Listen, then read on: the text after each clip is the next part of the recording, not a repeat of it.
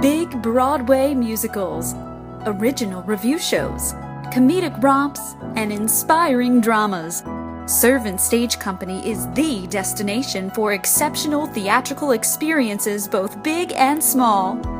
Serving Lancaster County and beyond by making great performances easily accessible to everyone. Servant Stage Company has the best of the classics, uplifting family-friendly productions, and a whole lot more. Servant Stage Company, serving our community, serving you.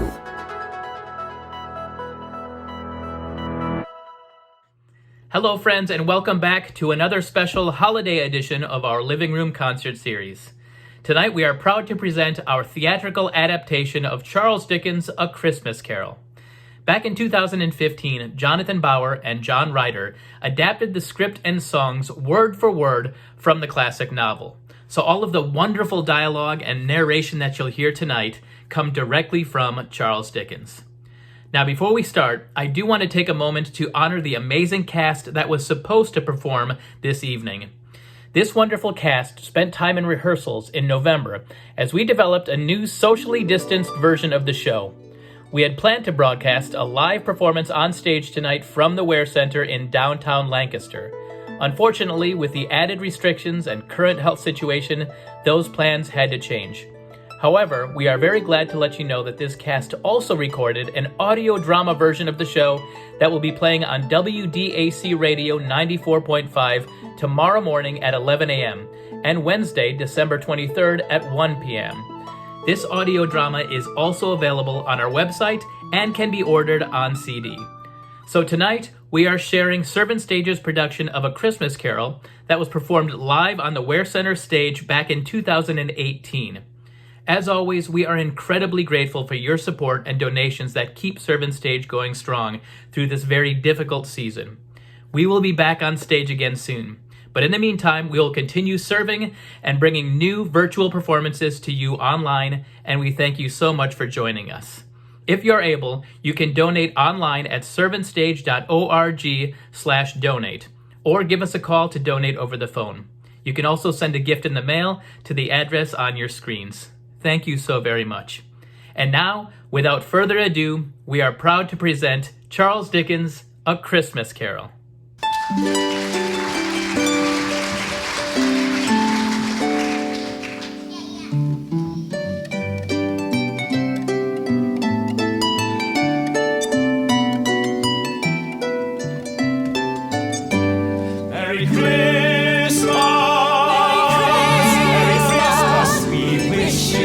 Merry Christmas. We wish you a Merry Christmas. We wish you a Merry Christmas and a Happy New Year. Good tidings we bring to you and your kid.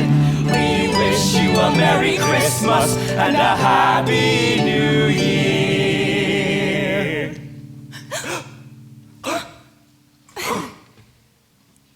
We wish you a Merry Christmas.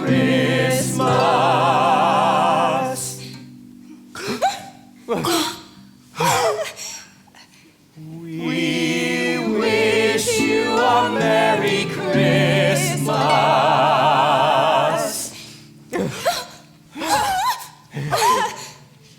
We wish you a Merry Christmas.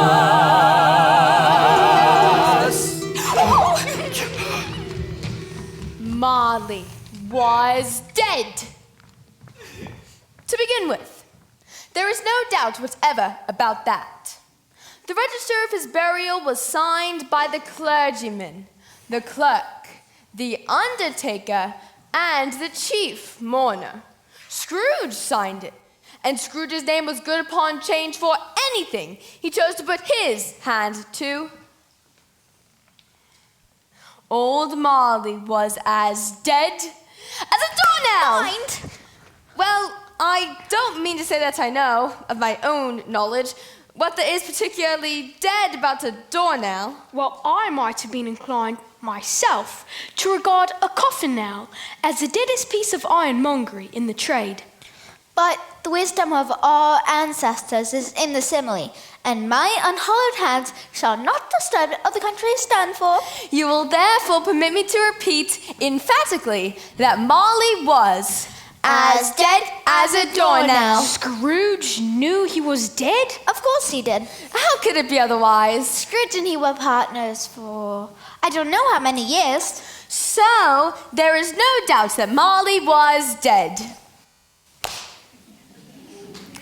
This must be distinctly understood, or nothing wonderful will come from the story we are going to relate. Scrooge never painted out old Marley's name. There it stood, years afterward, above the warehouse door. Scrooge and Marley. But he was a tight-fisted hand at the grindstone. Scrooge. A squeezing. Wrenching. Grasping. Scraping. Clutching. Covetous. Old. Sinner. The cold within him froze his old features and spoke out shrewdly in his grating voice. Humbug! Nobody ever stopped him in the streets to sigh. My dear Scrooge, how are you? When will you come and see me? Never! No, beggars implored him to. Bestow a trifle. Never. No children asked him. What it was o'clock? I don't know. No man or woman ever once in all his life inquired of Scrooge The way to such and such a place.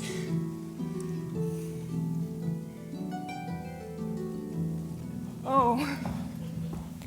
Even the blind men's dogs appeared to know him, and when they saw him coming, would tug the owners into the doorways. Then would wag their tails as though they said, "Woof!" No eye at all is better than an evil eye, Dark Master. Woof! Ruff! But what did Scrooge care? Humbug. It was the very thing he liked, to edge his way along the crowded paths of life, warning all human sympathy. Keep its distance. Once upon a time, of all the good days in the year, on Christmas Eve sat Scrooge, a wretched financier. Dark and bleak his counting house retained a chill, but the blood that ran through Scrooge's veins was even colder still. Scrooge could hear the people in the courtyard of the town go just outside his office, wheezing up and down. Futilely they beat their hands to kindle heat as they step upon the pavement stones to try to warm their feet. City clocks had just gone 3, but it was dark as night as candles burned like ruddy spears of dismal light. Dingy clouds sink down, obscuring everything, and the fog pours in at every chink and keyhole as we sing. Scrooge's door ajar that he might spy his clerk, who is freezing in his dismal cell, yet ever hard at work. Freezing in his dismal cell, yet ever hard at work. Freezing in his dismal cell, yet ever hard at work. Deck the halls with boughs of holly, la la la la la. Oh, Merry Christmas, Uncle! God save you! Humbug. Christmas a humbug? You don't mean that, I'm sure. I do. Merry Christmas. What right have you to be merry? What reason have you to be merry? You're poor enough. Come then, Uncle. What right do you have to be dismal? What reason to be morose? You're rich enough. Bah! Humbug! Don't be cross, Uncle. Well, what else can I be when I live in such a world of fools as this? Merry Christmas. Out upon Merry Christmas. What's Christmas to you but a time for paying bills without money? Time for finding yourself a year older, but not an hour richer. Time for balancing your books and having every item in them through a round dozen months presented dead against you. Merry Christmas. If I could work my will, every idiot who goes around with Merry Christmas on his lips should be boiled with his own pudding and buried with a stake of holly. Through his heart he should. Uncle! Nephew! Keep Christmas your way, let me keep it in mine. Keep it? But you don't keep it. Well, let me leave it alone then. Much good may it do you. Much good has it ever done you. There are many things from which I have derived good, but by which I have not profited, I dare say. Christmas among the rest, but I'm sure I've always thought of Christmas time as a good time, a kind, forgiving, charitable, pleasant time. The only time in the long calendar of the year, I am sure, in which men and women seem by one consent to open their shut-up hearts freely, and to think of people below them as if they really were fellow passengers to the grave, and not another race of creatures bound on other journeys. And therefore, Uncle, though it has never put a scrap of gold or silver in my pocket, I believe it has done me good, and will do me good, and I say God bless it! Hear, hear!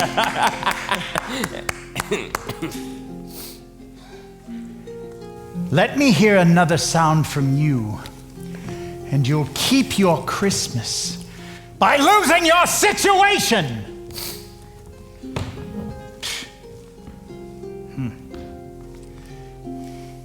You're quite a powerful speaker, sir. I wonder you don't go into Parliament. Don't be angry, Uncle.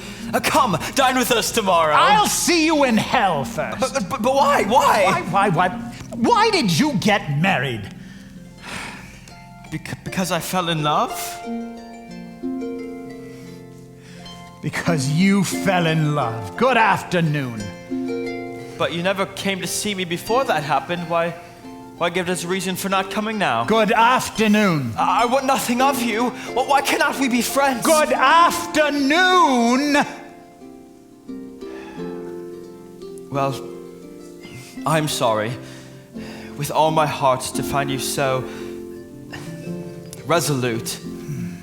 We have never had any quarrel to which I've been a party, but I've made the trial in homage to Christmas, and I will keep my Christmas humor to the last. So, a Merry Christmas, Uncle. Oh, good afternoon. And a Happy New Year. Good afternoon. A Merry Christmas, Uncle. Deck the halls of holly. La la la la la. There's another fellow, my clerk. 15 shillings a week, a wife and a family talking about a Merry Christmas. I'll retire to Bedlam. Scrooge and Marley's, I believe. Oh, my. Have I the pleasure of addressing Mr. Scrooge? Oh, Mr. Marley. Mr. Marley's been dead these 7 years. He died 7 years ago this very night.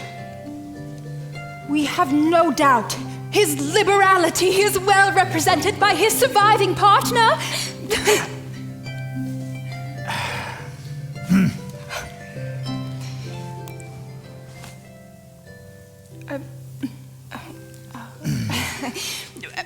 At this festive season to the year, Mr. Scrooge, it is more than usually desirable that we should make some slight provision for the poor and destitute who suffer greatly at the present time. Are there no prisons? Plenty of prisons. Union workhouses, are they still in operation? They are. Oh, still, I wish I could say they were not. Yeah, see, I was afraid from what you had said at first that something had occurred to stop them in their useful course. I'm very glad to hear it. Under the impression that they scarcely furnish Christian cheer to the multitude, a few of us are endeavoring to raise a fund to buy the poor some meat and drink and means of warmth. We choose this time because it is a time when want is keenly felt and abundance rejoices. What shall we put you down for? Nothing. Oh, you wish to be anonymous? I wish to be left alone! Since you asked me what I wish, that is my answer. I don't make merry myself at Christmas time, and I can't afford to make idle people merry. I help support the establishments I mentioned. They cost enough. And those who are badly off must go there. Many can't go there, and many would rather die. Well, if they would rather die, they had better do it and decrease the surplus population. Oh. Besides, it's not my business. It's enough for a man to understand his own business and not to interfere in other people's. Mine occupies me constantly. Good afternoon.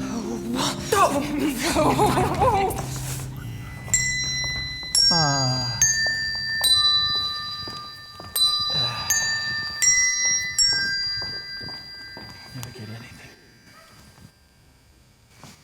Meanwhile, fog and darkness thickened. The owner of one scarlet young nose, gnawed and mumbled by the hungry cold, stooped down at Scrooge's keyhole to regale him with a Christmas carol.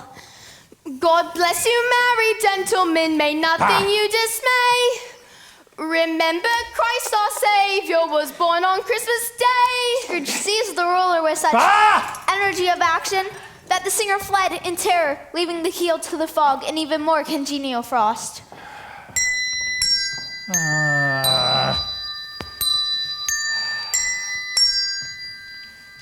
At length, the hour of shutting up the counting house arrived.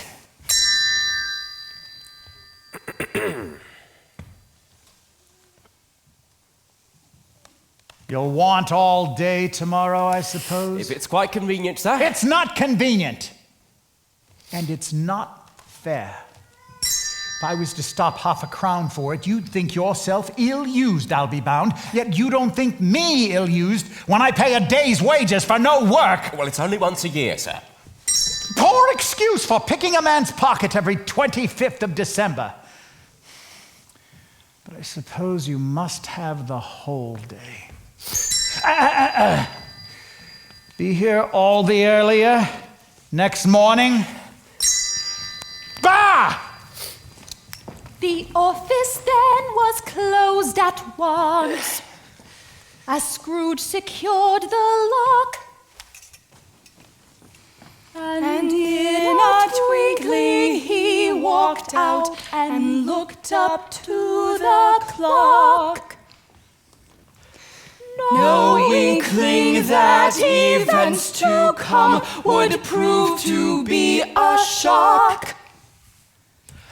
As the fog and the darkness thicken so, would you believe to portend of strange events this Christmas Eve? He lived in chambers once possessed by Marley, now deceased. They were a gloomy suite of rooms that lowering pile he leased. So old that if it were a man they would have called a priest. To be sure, no one lived there anymore. Though it was huge, no one lived in Marley's ancient house but Scrooge. Now it was a fact that there was nothing at all particular about the knocker on the door. Except that it was very large.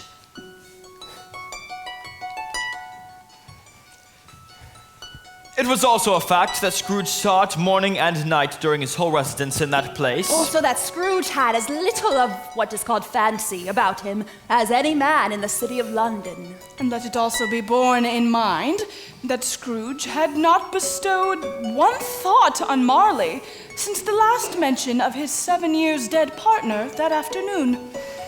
So let any man tell me, if he can, how it happened that Scrooge, having his key in the lock in the door, saw not a knocker, but Marley's face. It had a dismal light about it, like a bad lobster in a dark cellar. It was not angry or ferocious, but looked at Scrooge as Marley used to look. As Scrooge looked fixedly at this phenomenon, It was a knocker again.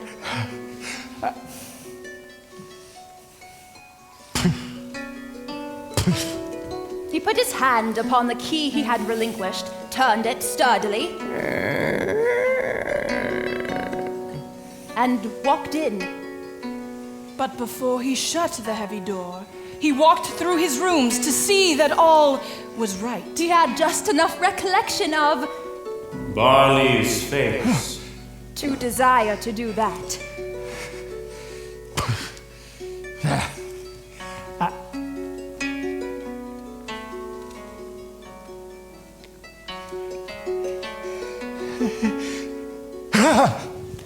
nobody under the chair.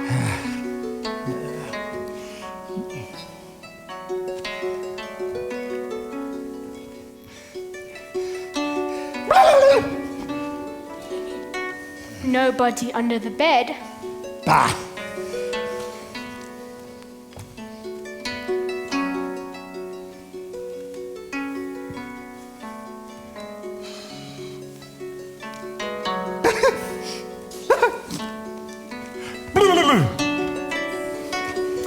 Nobody in his dressing gown, which was hanging up in a suspicious attitude against the wall. Bah! Humbug. Quite satisfied. He shut the door and locked himself in.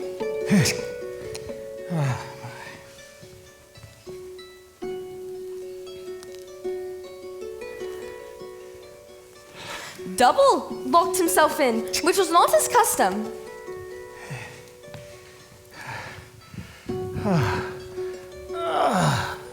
As Scrooge threw his head back into the chair, his glance happened to rest upon a bell that hung in the room. It was with great astonishment and a strange, inexplicable dread that as he looked, he saw this bell begin to swing.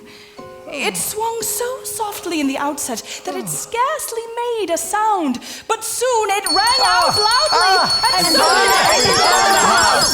Stop it! Stop it! Stop it! Stop! The bells ceased as they had begun, together.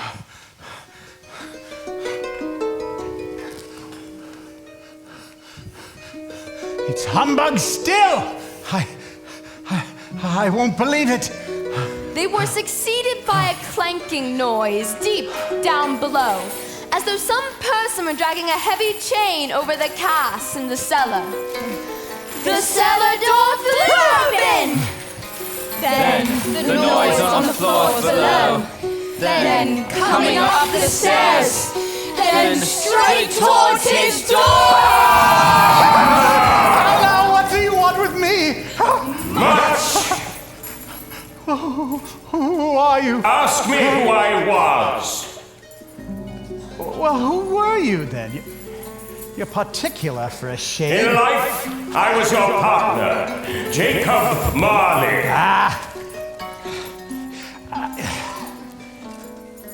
Can you sit down? I can. Well, do it then. You don't believe in me.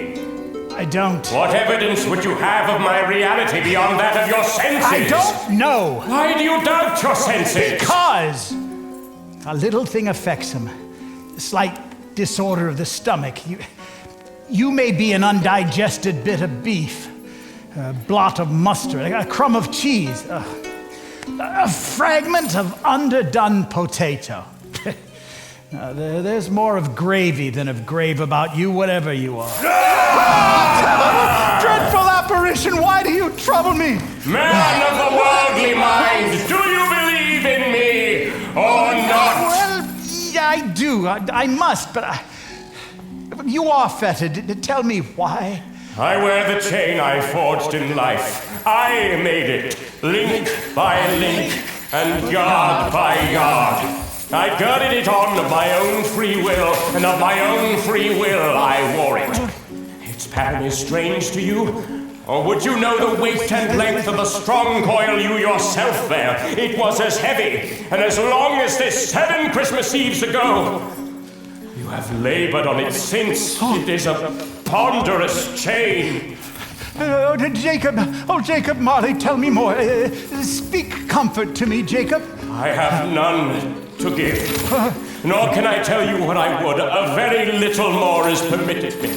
I cannot rest. I cannot stay. I cannot linger anywhere. No rest. No peace. Incessant torture of remorse. But you were always a good man of business. Business! Mankind was my business. The common welfare was my business. Charity, mercy, forbearance, and benevolence were all my business. The dealings of my trade were but a drop of water in the comprehensive ocean of my business. At this time of year, I suffer most. Why did I go about through crowds of fellow beings with my eyes turned down and never raised them to that blessed star which led the wise men to a poor abode? Were there no poor homes to which its light might have conducted me? Hear me! My time is nearly gone. I will, but don't be hard upon me. Don't be flowery, Jacob, pray. I am here tonight to warn you that you may yet have a chance and hope of escaping my fate. A chance and hope of my procuring Ebenezer. You were always a good friend to me, thank you. You will be haunted by 3 spirits. Is that the chance and hope you mentioned, Jacob? It is. I think I'd rather not. Without their visits, you cannot hope to shun the path I tread. Yes. Expect the first tomorrow. The first? When the bell tolls. No. Couldn't I take them all at once and have it over with, Jacob? Expect the second on the next night, at the same hour. The third upon the next night, when the last stroke of 12 has ceased to vibrate. Look to see me no more, and look that for your own sake you remember what has passed between us!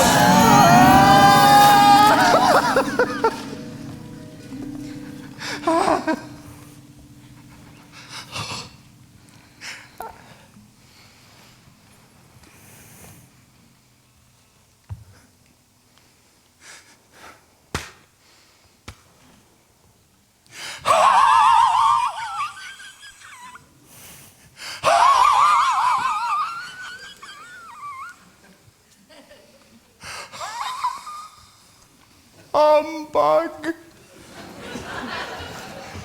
Scrooge thought And thought. and thought and thought it over And over. and over and could make nothing of it. The more he thought, the more perplexed he was. And the more he endeavored not to think, the more he thought. Marley's ghost bothered him exceedingly. Was it a dream? Or not? Scrooge lay in this state until he remembered that the ghost had warned him of a visitation when the bell tolled 1.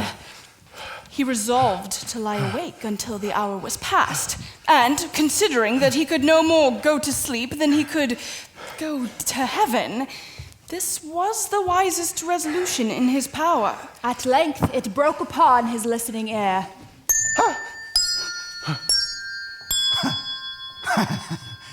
The hour itself, and nothing else. He spoke before the hour bell sounded, which now it did with a deep, Dull. Hollow. Melancholy. 1.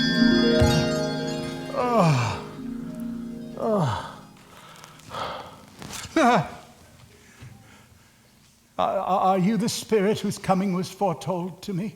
I am. Who and what are you? I am the ghost of Christmas past. Long past? No, your past. What business brought you here? Your welfare. Much obliged. Your reclamation, then. Take heed, rise, and walk with me. But I am mortal and liable to fall. Bear but a touch of my hand there, and you shall be upheld in more than this. As the words were spoken, the city entirely vanished. The darkness and the mist had vanished with it, for it was a clear, cold winter day with snow upon the ground.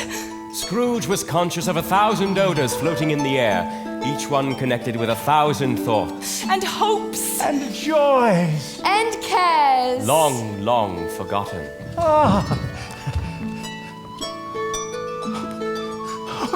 Good heavens! I was a boy here! Your lip is trembling, and what is that upon your cheek? A pimple! Lead where you will! You remember the way? Remember it. I could walk it blindfolded. Strange to have forgotten it for so many years. Scrooge recognized every gate and tree and post and the little market town with its church, its bridge, and its winding river. The school is not quite deserted. Yes, I know it. A solitary child, neglected by his friends, is left there still. Scrooge wept to see his forgotten self, as he used to be.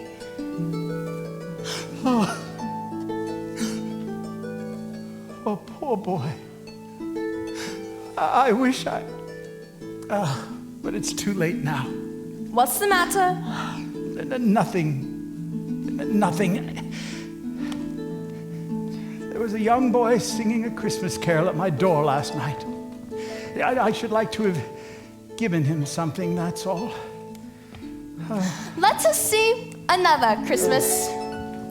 Ebenezer! Fan!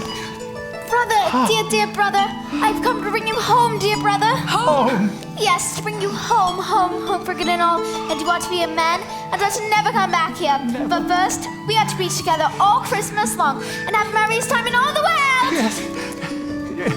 You're quite a woman, little Fan. Always a delicate creature, whom a breath might have withered. But she had a large heart. So she had. You're right, Spirit. She died a woman, and had, as I think, children. One child. True. Fred, your nephew. Yes. They were now in the busy thoroughfares of a city, where shadowy passengers passed and repassed, where shadowy carts and coaches battled for the way, and all the strife and tumult of a real city were. Do you know this place? Know it? I was apprentice here.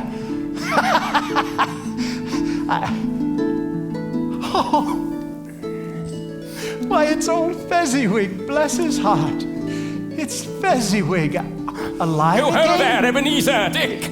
Dick? Wilkins? To be sure, there he is, bless me. Yes, he was very much attached to me. Go ho, my boys, no more work tonight. Christmas Eve, Dick, Christmas Ebenezer.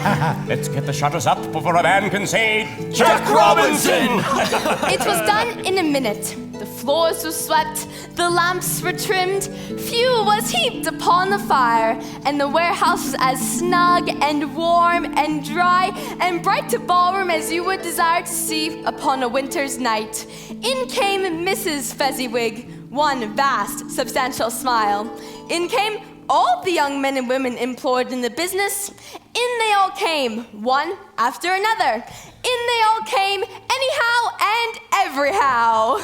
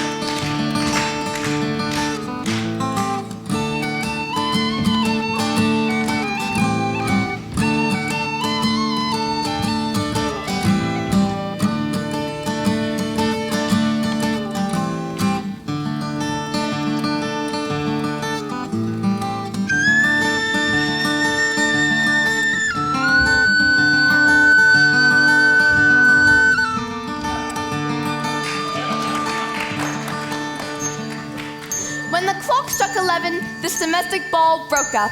Mr. and Mrs. Fezziwig took their stations and, shaking hands with every person individually, wished him or her a Merry Christmas. During the whole of this time, Scrooge acted as if he were a man out of his wits. His heart and his soul were in the scene as if he had become his former self. It was not until now that he remembered the ghost and became conscious that it was looking full upon him. A small matter, really, to make these silly folks so full of gratitude. Small? Well, is it not? He has spent but a few pounds of your mortal money. Oh. 3 or 4, perhaps. Is that so much that he deserves this praise? It isn't that. It isn't that, Spirit. No, he has the power to render us happy or unhappy, to make our service light or burdensome, a pleasure or a toil. No, the happiness he gives is, well, it's quite as much as if it cost a...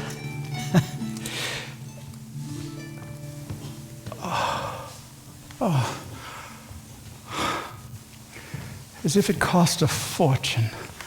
What's the matter? Nothing particular. Something, I think. No. I should like to be able to say a word or two to my clerk just now, that's all. My time grows short. This was not addressed to Scrooge or to anyone whom he could see, but it produced an immediate effect, for again Scrooge changed. He was older now, a man in the prime of his life. His face had not the harsh, rigid lines of later years, but it had begun to wear the signs of care and avarice. It was clear which passion had taken root, and where the shadow of the growing tree would fall. He was not alone, but by the side of a fair young girl, in whose eyes were tears.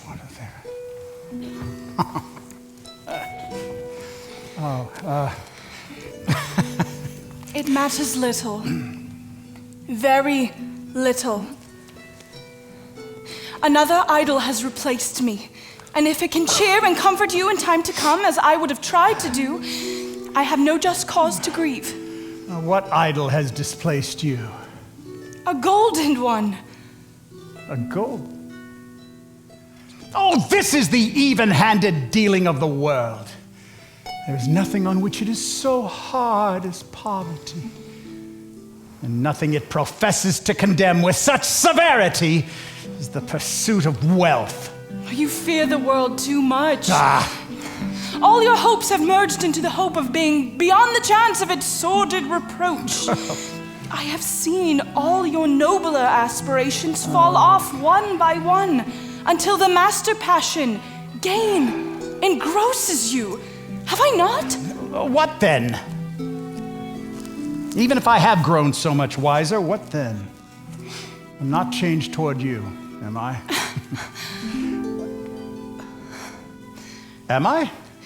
Our contract is an old one. It was made when we were both poor and content to be so until in good season we could improve our worldly fortune by our patient industry. You are changed. When it was made, you were another man. I was a boy. Your own feeling tells you that you are not what you are. I am. That which promised happiness when we were one in heart is fraught with misery now that we are two. How often and how keenly I have thought this, I will not say. It is enough that I have thought it and can release you. Have I ever sought release? In words, no, never. Well, in what then? In a changed nature, in an altered spirit, in everything that made my love of any worth or value in your sight. If this had never been between us, tell me, would you seek me out and try to win me now? Well, No. You think not? I would gladly think otherwise if I could, heaven knows. But if you were free today, tomorrow, yesterday, can even I believe that you would choose a dowerless girl? You, who weigh everything by gain? Or choosing her if for a moment you were false enough to your one guiding principle? Do I not know that your regret would surely follow? I do. And I release you with No. a full heart for the love of him you once were. You may... The memory of what is past makes me hope you will have pain in this. A very, very brief time, and you will dismiss it as an unprofitable dream from which you happened well that you awoke. May you be happy in the life you have chosen. But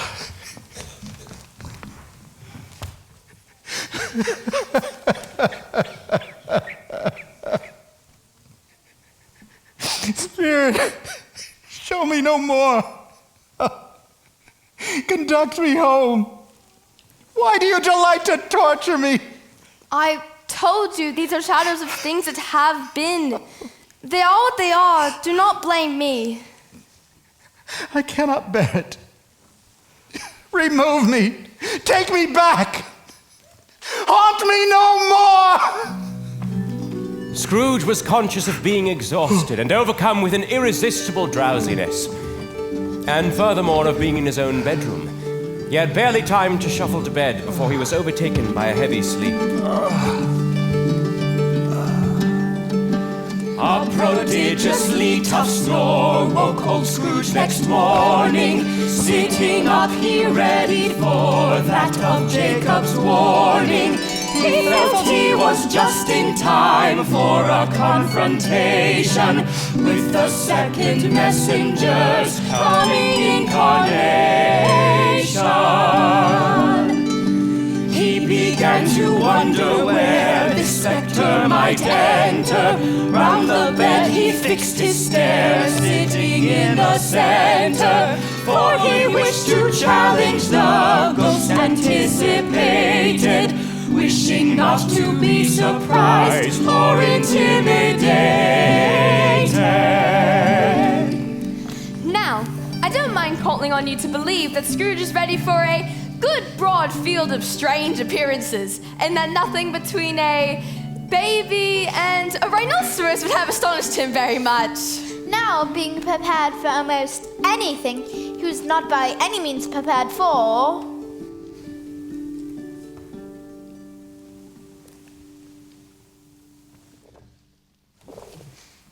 Nothing.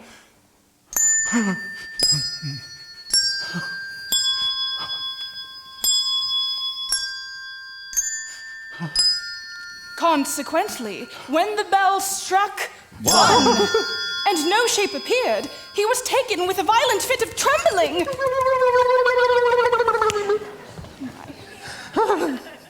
5 minutes. 10 minutes. A quarter of an hour, yet nothing came.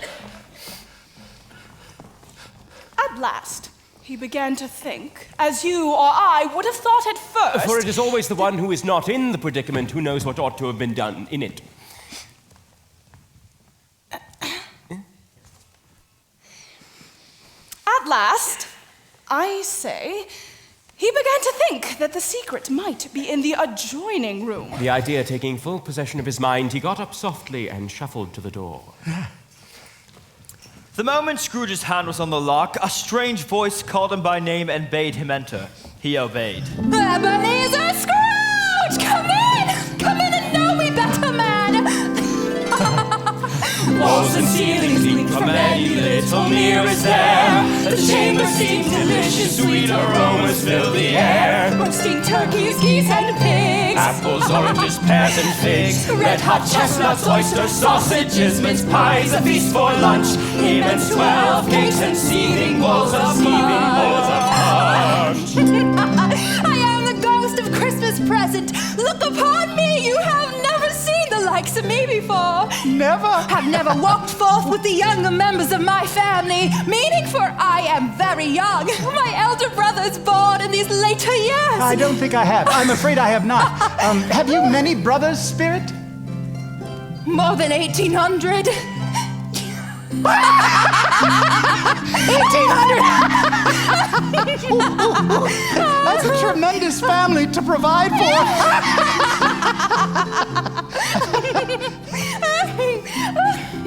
Spirit, conduct me where you will. I went forth last night on compulsion, and I learned a lesson which is now working. Tonight, if you have aught to teach me, let me profit by it. Touch my robe. Scrooge did as he was told and held it fast. All vanished instantly, and they stood in the city streets on Christmas morning. City streets on Christmas morn, the people full of glee, now and then exchanging facetious snowballs, laughing heartily a lot, if their missiles strike or not. Better natured than many might project a wordy jest, calling to one another. Oh, so blessed! Oh, the steeples calling good people all to church and chapel. The people hug and wish Merry Christmas and walk off in groups to church. Spirit, is there a particular flavor in what you sprinkle from your torch? There is. My own. Would it appeal to any dinner given on this night? Any kindly given. To a poor one most. Why to a poor one most? Because it needs it most. Come along, Ebenezer. Perhaps it was the pleasure the good spirit had in showing off his power. Or else his own kind, generous, and hearty nature, his sympathy with all poor men. That led him straight towards Scrooge's clock. What has ever got your precious father then? And Tiny Tim and Martha wasn't as late last Christmas Day by half an hour. Here's Martha, Mother. Oh, Martha, there's such a goose. What, bless your heart alive, my dear, how late you are. We did a deal of work to finish up late last night and had to clear away this morning. Oh, never mind, so long as you are come. Now sit down. Oh, sit and have a warm. Oh, Lord bless you. No, there's Father coming. Hide, Mother, hide. Merry Christmas too, and God bless you and send you a happy new year. And God send you a happy new year. Where's our Martha? Not coming. Not coming? Not coming upon Christmas Day? Merry Christmas, Merry Christmas. All right, go on, wash your hands, fix your hair under the nails. There we go. Oh, and how did little Tim behave? As good as gold. And better. Good. Somehow he gets thoughtful sitting by himself so much, and he thinks the strangest things you ever heard. Now, he told me coming home today that he hoped people had seen him in church because he was a cripple, and it might be pleasant for them to remember upon Christmas Day who it was that made lame beggars walk and blind men see. I do believe Tim is growing strong and hearty. Martha, Belinda, Tim, it's time for Christmas dinner. Christian and rejoice With heart and soul and voice, give ye heed to what we say. News, news, Jesus Christ is born today. Ox and ass before him bow, and he is in the manger now. Christ is born today. Christ is born today. Amen. They are not a handsome family. They are not well dressed. Their clothes are scanty, but they are happy, grateful, pleased with one another, and contented. I don't believe there ever was such a goose. It's tenderness. It's size. It's flavor. It's cheapness. I do believe this goose is the greatest success since our marriage. Oh, well, I had my doubts. Everybody has something to say about it, but nobody says or even thinks that it was a small goose for a large family. Any Cratchit would have blushed to hint at such a thing. A Merry Christmas to us all, my dears. God bless us. God bless us. God bless us. Everyone. Spirit, tell me if Tiny Tim will live. I see a vacant seat and a crutch carefully preserved without an owner. If these shadows remain unaltered by the future, the child will die. Oh, no. No, please, kind Spirit, say that he will be spared. If these shadows remain unaltered by the future, none other of my race will find him here. What then? If he be like to die, he had better do it and decrease the surplus population. Man, if man you be in your heart, Forbear that wicked cant until you have discovered what the surplus population is and where it is. Will you decide which men shall live, what men shall die? It may be that in the sight of heaven you are more worthless and less fit to live than millions like this poor man's child. Mr. Scrooge, I give you Mr. Scrooge, the founder of the feast. Oh, the founder of the feast, indeed. Oh, I wish I had him here. I'd give him a piece of my mind to feast upon, and I hope he'd have good appetite for it. My dear children, Christmas Day. It should be Christmas Day, I'm sure, on which one drinks the health of such an odious, stingy, hard, unfeeling man as Mr. My dear. Scrooge. You know he is, Robert. Nobody knows it better than you, My poor dear, fellow. Christmas Day. I'll drink his health for your sake. And the day's, but not his.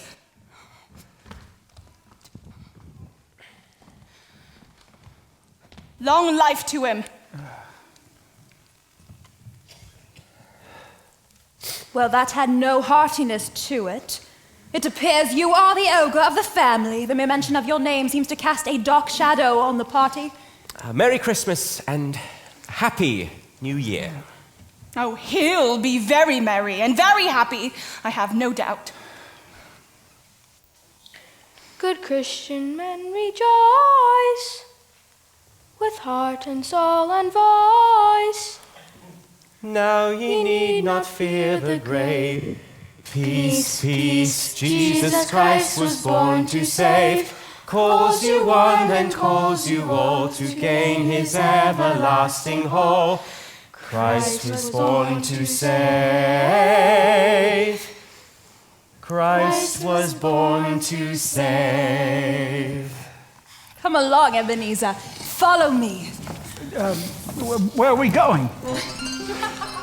By this time, it was getting dark and snowing pretty heavily, and as Scrooge and the spirit went along the street, the brightness of the roaring fires in kitchens, parlors, and all sorts of rooms was wonderful. Here, the flickering blaze showed preparations for a cozy dinner and deep red curtains ready to be drawn to shut out the coldness.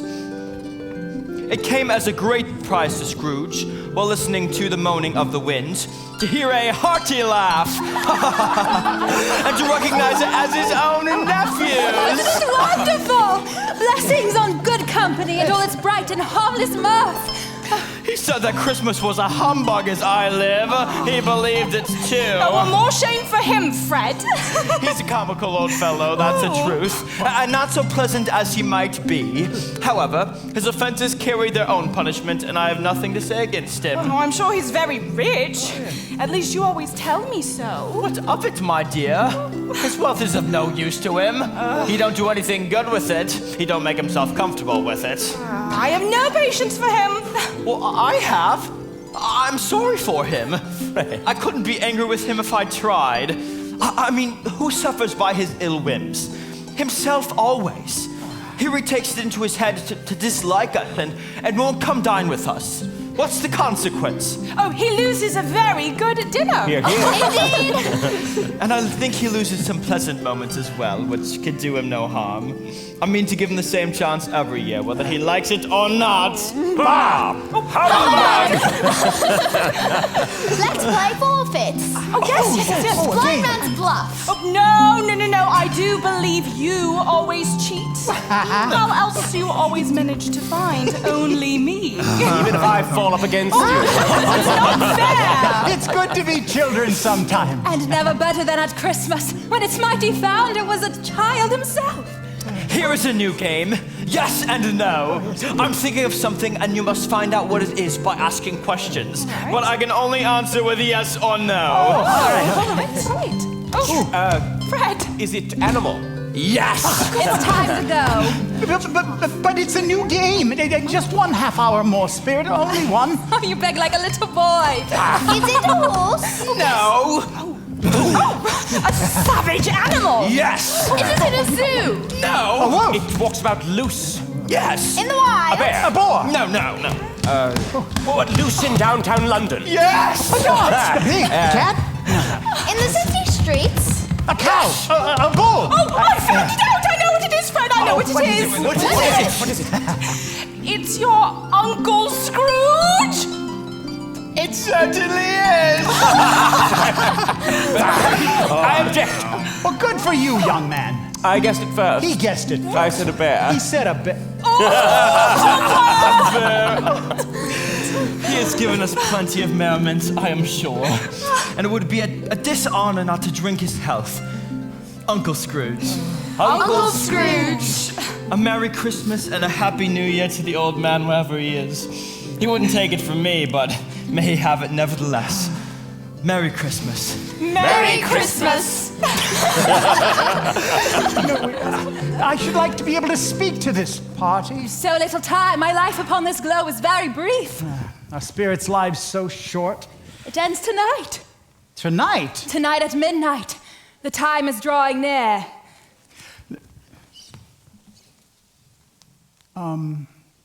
Spirit, forgive me if I'm not justified in what I ask, but I see something strange, not belonging to yourself, protruding from your skirts.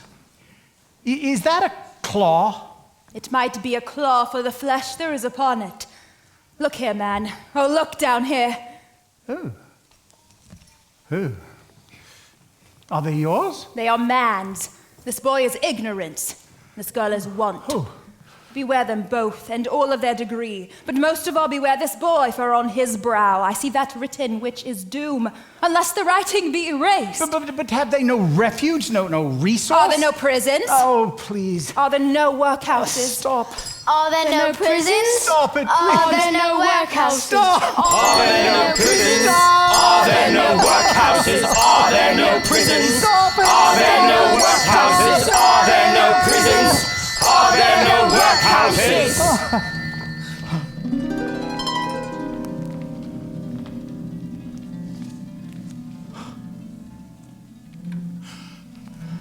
I am in the presence of the ghost of Christmas yet to come. You are about to show me shadows of things which have not yet happened, but will happen in the time before us. Is that so, Spirit? Oh, ghost of the future, I fear you more than any specter I have seen. But as I know your purpose is to do me good, and as I do hope to live to be another man from what I was, I am prepared to bear your company and do it with a thankful heart. Will you not speak to me? Lead on. The night is waning fast, and it is precious time to me. I know. Lead on. No, I don't know much about it either way. I only know he's dead. I know these men. They are men of business, very wealthy, important men. I've always made a point of standing well in their esteem, strictly from a business point of view. When did he die? Last night, I believe. What was the matter with him? I thought he'd never die. Oh, God knows. What's he done with his money? Left it to his company, perhaps. I know he hasn't left it to me, that's all I know. It's likely to be a very cheap funeral. But upon my word, I can't think of anybody to go to it. Suppose we make up a party and volunteer? Well, I don't mind going. As long as lunch is provided, but I must be fed. I have no doubt you have some latent moral for my own improvement hidden here, but who are they speaking of? I did not perceive my image here among them in my usual place. Every person has a right to take care of themselves. He always did. It's true indeed, no man more so. And who's the worse for the loss of a few things like these? Not a dead man, I suppose. No, see. Oh, Joe, open this bundle, let me know the value. Seal, pencil case, pair of sleeve buttons in brooch. No great value. That's your account, and I wouldn't give you another 6 pence if I was to be boiled. Who's next? Here, be mine. Seconds. Hey. Sheets, towels, 2 old-fashioned silver teaspoons, sugar tongs, and boots. That's your account. And if you asked me for another penny and made it an open question, I'd knock off £1/grand. And here, undo my bundle, Joe.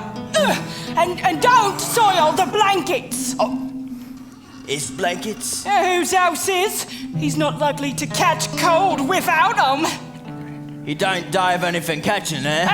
No, don't be afraid of that.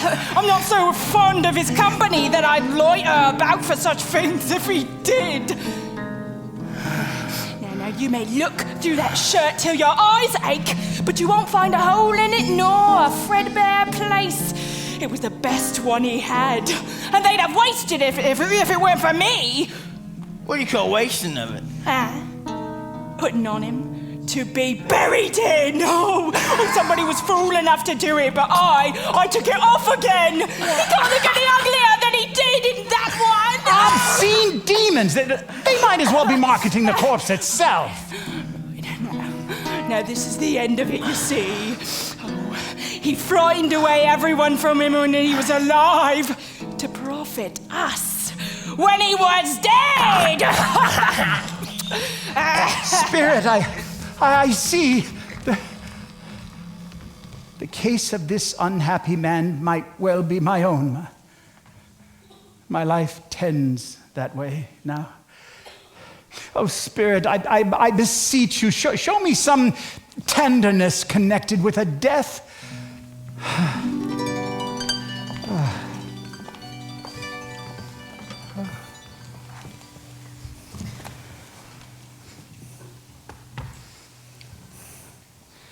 It's quiet. It's very quiet. The little Cratchits are still as statues. Surely they are very quiet. And he sat down and called the 12. And he said to them, "If anyone would be first, he must be last of all and servant of all." And he took a child and put him in the midst of them. And taking him in his arms, he said to them, "Whoever receives one such child in my name receives me. And whoever receives me receives not me, but him who sent me."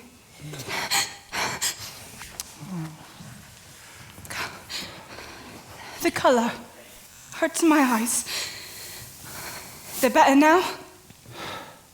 I won't show weak eyes to your father when he comes home. It must be near his time. Past it, rather. I think he's walked a little slower than he used these few last evenings, Mother.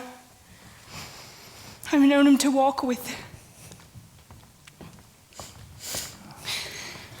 I've known him to walk with Tiny Tim upon his shoulder very fast indeed. So have I, often.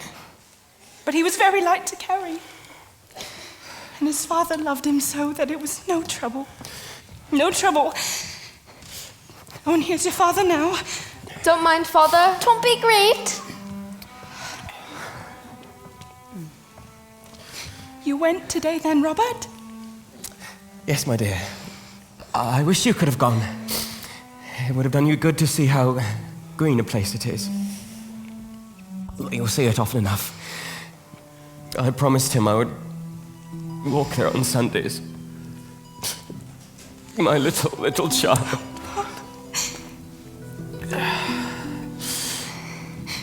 Mr. Scrooge's nephew came up to me today and said he was heartily sorry for it, and for my good wife. However he knew that, I don't know. Knew what, my dear? That you were a good wife. Everybody knows that.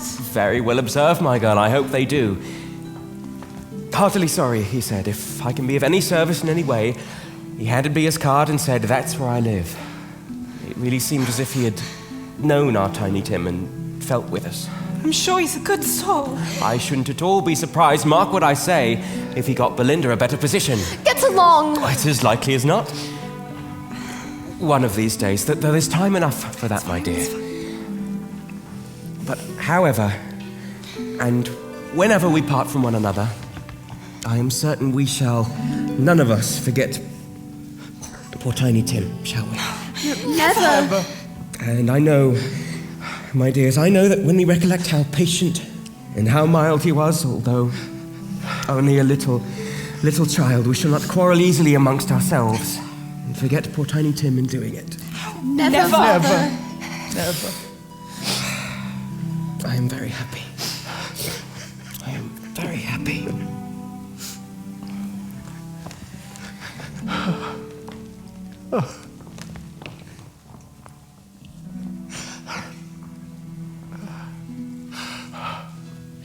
Oh, Spirit. Something informs me our parting moment is at hand. I know it, but I know not how.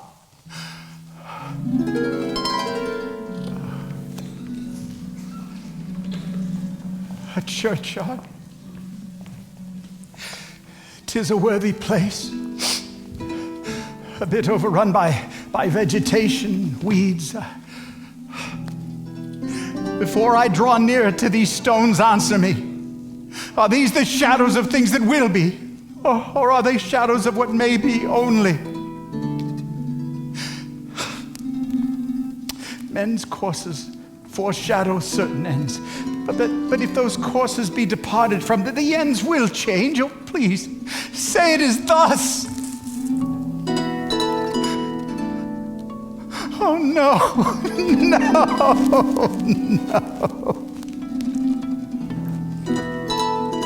Spirit, hear me.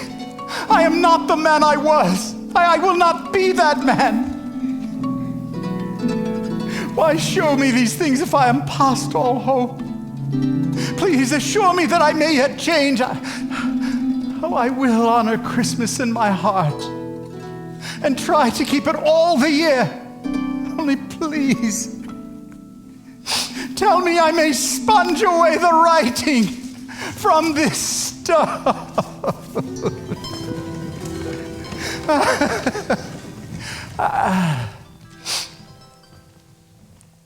A bedpost. My own bedpost.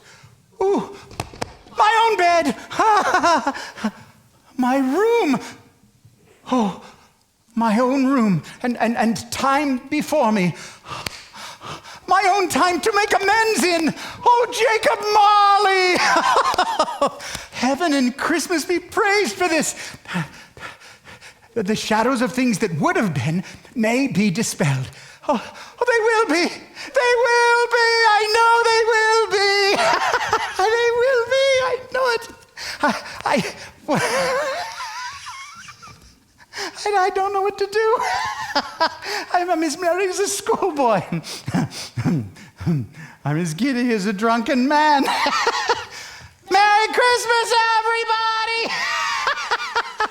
Happy New Year to all the world! Hello! Whoop, hello! Oh, that's where Jacob Marley entered. Oh, and Christmas present. It's all right. It's all true. It all happened! Really? For a man who'd been out of practice for so many years, it was a splendid laugh. The most illustrious laugh. The father of a long, long line of brilliant laughs. Oh, my.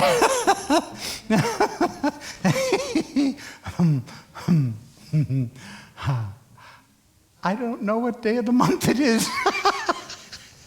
How long I've been among the spirits. I don't know anything at all. I'm quite a baby.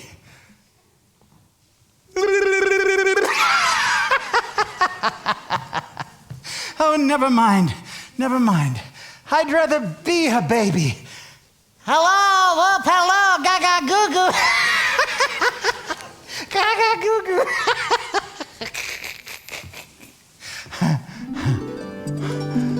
Oh, glorious, glorious.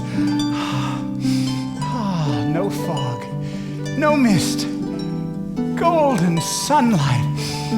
heavenly sky, sweet fresh air, glorious, oh, glorious! Oh, what's today? You young lady, what's today? What day is it? Why, Christmas Day. Christmas Day! I haven't missed it! Oh, the spirits have done it all in one night. Oh, they can do anything they like. Of course they can. You young lady. Hello. Yes. Do you know the poulterers on the next street at the corner? I should hope I did. What an intelligent young girl. Remarkable young girl. Do you know if they've sold the prize turkey? The big one. The one as big as me. The one as big as me. What a delightful young lady. It's a pleasure to speak to her. Yes, lass, that one. It's hanging there now. It is. Well, go and buy it. Walker. No, I'm in earnest. Come back here. Here. Go and buy it and tell them to deliver it to Bob Cratchit's house. And I'll give you a shilling. A young lady. Do it less than 5 minutes. You get half a crown. Done, sir! Done, sir! Oh, a turkey for the Cratchits. But they shan't know who sent it. It's twice the size of Tiny Tim. By this time, the people were pouring forth into the streets. Scrooge regarded everyone with such a delightful smile and looked so irresistibly pleasant that even strangers said, Good morning, sir. Oh, a Merry Christmas to you, sir. And a Merry Christmas to you, madam.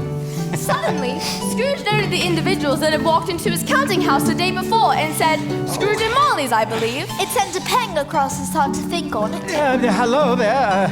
How do you do? I do hope you were successful yesterday. Merry Christmas to you both. Mr. Scrooge? Yes, that's my name. I fear it may be unpleasant to you, but please allow me to beg your pardon, and I'd like to give you. I was just telling her. I'd like to give you. Oh, Lord bless me! My dear Mr. Scrooge, are you serious? Oh, not a farthing less. No, a great many back payments are included in it, I assure you. My dear sir, such... No, don't say a word, don't say anything. Just, come see me. Will you both come see me? I will! You really will? We will! Oh, I am so very much obliged to you both. God bless you, and Merry Christmas. Oh, Merry Christmas! Merry Christmas! He went to church and walked about the streets. Merry Christmas. He watched the people and patted little children on the head. He never dreamed that any walk, that anything could bring him so much happiness. At last, he turned his steps toward his nephew's house. He passed the door a dozen times before he had the courage to open knock. What am I going to say?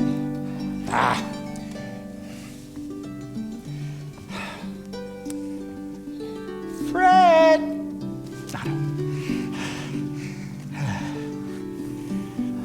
Well, bless my soul.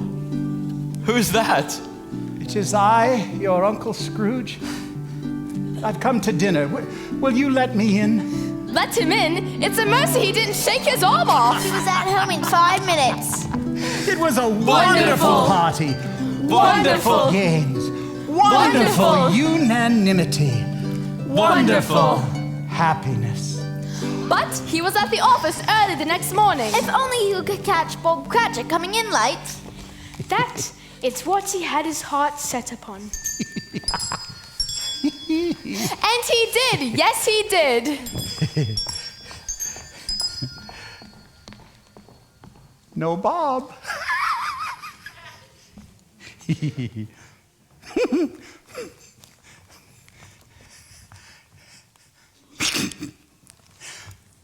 No Bob.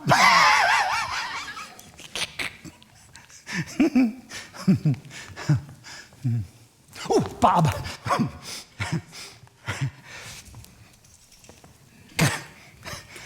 Hello. What do you mean by coming in here this time of day? I'm very sorry, sir. I am behind my time. Oh, are you? Yes, I should think you are. Step this way, sir, if you please. It's only once a year, sir. It shall not be repeated. I was making rather merry yesterday. Now, I tell you what, my friend, I'm not going to stand for this sort of thing any longer. Sir. And therefore, Please. I am about to... Please, sir. Raise your salary!